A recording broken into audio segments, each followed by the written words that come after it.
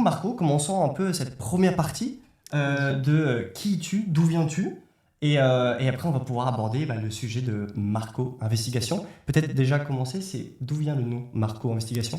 Alors, Marco Investigation, ça vient déjà de moi, le type de journalisme que j'avais envie de réaliser. Le journalisme d'investigation, donc ça c'est venu en regardant des émissions comme Cache Investigation, Envoyé spécial, enfin c'est vraiment en fait ces émissions-là où je me suis dit mais enfin voilà c'est en fait la manière dont Cache Investigation aborde les sujets, donc eux justement ils vont soulever des problématiques qu'il y a en France et dans le monde, et du coup moi c'est le type de média que j'ai voulu lancer, donc Marco Investigation, pourquoi je pense que... Alors Marco, du coup, il y a mon prénom parce que c'est moi qui l'ai créé, mais on est plusieurs dans l'équipe, on en reparlera, je pense. Okay. Ouais, j'ai vu dans ton site que tu n'es pas tout seul. Exactement. Mais, et ma investigation, on parle type de... Donc, entre-temps, on s'est développé, et donc on fait plus du journalisme de solution maintenant, notamment avec notre grande enquête sur la mode qu'on a réalisée il y a un peu plus d'1 an.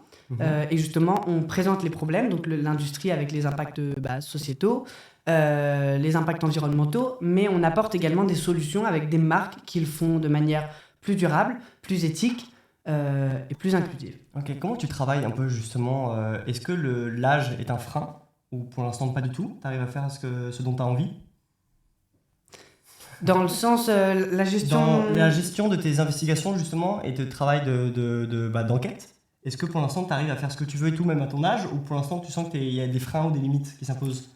Alors, évidemment, quand j'ai fait mon enquête sur la fast fashion, évidemment qu'il y a des choses... Voilà, on le fait en taille réduite par rapport à Cache Investigation, mais ça c'est évident parce qu'ils n'ont pas le même... Est-ce que ça... Mais du coup, on a pu... c'est vrai que par exemple, on a voulu obtenir une information qui est cruciale dans la fabrication d'un vêtement, l'origine de la matière première. Nous, on s'est posé la question sur le coton. Enfin, on s'est intéressé au coton, qui est une matière... à l'heure actuelle, on en parle beaucoup justement de l'impact environnemental du coton, parce qu'il y a beaucoup de pesticides, notamment en Inde, notamment en Inde, dans le nord de l'Inde. Et en fait, du coup, c'est une information qui est très peu communiquée par les marques de fast fashion. On connaît donc par exemple Zara, H&M, Primark, Uniqlo. Enfin, c'est une information qu'elles communiquent peu parce que ça ne serait pas comment dire, ça serait pas bon pour leur image de marque, évidemment. Et comment tu fais ces recherches-là? Comment tu travailles justement avec tes sources? Et ça peut être intéressant pour des gens qui se demandent comment des journalistes ou des médias indépendants travaillent. Et comment fonctionne une enquête comme celle-là par rapport à la mode? Alors, on était 3 à l'époque, donc avec 2 amis à moi dans le même collège à l'époque. Cette enquête-là, comment la mener? Du coup, on est vraiment parti de cette question centrale du vêtement. On a abordé donc les aspects environnementaux, mais également les aspects, l'impact social en fait. Donc, au niveau de l'impact social, on s'est renseigné auprès d'ONG, d'associations, de rapports qui ont été réalisés, notamment le grand rapport sur les Ouïghours. Qui a été réalisé par une ONG australienne.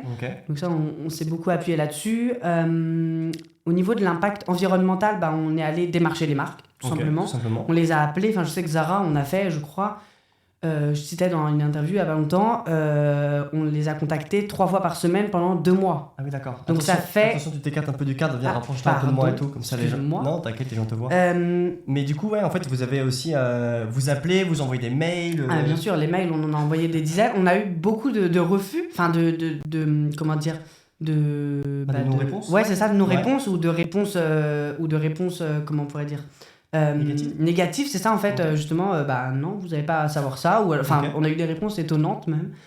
Des réponses étonnantes que tu as reçues de la part de certaines marques. Des réponses étonnantes. Par exemple, je me suis rendue en magasin également et on m'a vraiment répondu, les responsables et tout, que on n'avait pas à savoir ça, que j'étais trop jeune et que j'avais pas à m'intéresser à ça. C'est vrai que donc ça rebondit sur la première question, justement, la création d'un média. À l'époque, j'avais 14 ans. Et en fait, si, parce que c'est des informations qui sont hyper importantes. La transparence de la part des marques, c'est ça la clé qui peut amener à des marques justement plus responsables, plus vertueuses. Et si les marques elles sont pas transparentes, le consommateur, il en quelque sorte, à l'heure actuelle, il sait pas ce qu'il consomme. C'est ça. Et à l'heure actuelle, j'ai un peu envie il est trompé par certains labels que les marques créent, comme le Conscious. le label de Zara, enfin voilà, ça nous fait miroiter à quelque chose de vertueux, d'éco-responsable, alors qu'en fait, c'est que du vent. Enfin, il y a strictement rien derrière. On a enquêté également sur le label BCI, qui est un label Je connais pas du tout. on en parle beaucoup, enfin on en a parlé beaucoup il y a quelques années avec une enquête de Cache Investigation. C'est un label en gros, c'est pas biologique, ça veut dire moins, enfin c'est un label qui contraint les producteurs de coton à utiliser moins de pesticides, pardon. Ouais. Et Il est contraignant comme label pour que les marques puissent avoir le label. J'imagine qu'il faut qu'il remplisse certaines conditions. Alors il paraît, en fait il est, comment dire, l'identité visuelle, c'est en vert, enfin voilà, ça a tous les codes du greenwashing. C'est ça, exactement, parce qu'en fait, ça nous promet quelque chose de très strict, de très rigide, et en fait, l'enquête de Cache, elle l'a démontré, on a mis un extrait d'ailleurs dans notre documentaire. Ouais. En fait, on peut avoir un t-shirt qui est certifié BCI, avec 0% de coton BCI. C'est-à-dire que le coton... Le label s'appelle BCI, c'est ça? Ouais. Ok. BCI. Et en fait, le coton BCI est mélangé au coton conventionnel. C'est-à-dire que les marques, elles payent une somme au label pour être certifié BCI, mais derrière, il n'y a aucun contrôle. Et en fait, de suivi. C'est ça. Et beaucoup de marques, justement, et de producteurs, enfin surtout de producteurs, en Inde, se sont tournés vers le label BCI parce qu'on pouvait avoir de meilleurs rendements, parce qu'on sait que le label bio, c'est assez strict et tout, et ça rémunérait mieux. Ok, d'accord. Voilà, pour la simple et bonne raison qu'il y avait plus de rendement, donc plus de rémunération, et on le sait à l'heure actuelle, l'industrie textile, les maillons de la chaîne qui sont les moins payés, c'est quand même les ouvriers, les ouvrières, les producteurs, enfin voilà, il y a tous les maillons, le bas de l'échelle, j'ai envie de dire, c'est là qu'il y a des revenus misérables, quoi. Revenons un peu à la création de Marco Investigation. 2021, c'est ça, tu m'as dit? Ouais, exactement. C'est après le Covid. Est-ce que c'est quelque chose où le Covid, tu as eu le temps d'y penser, de réfléchir, de te renseigner? Comment s'est passé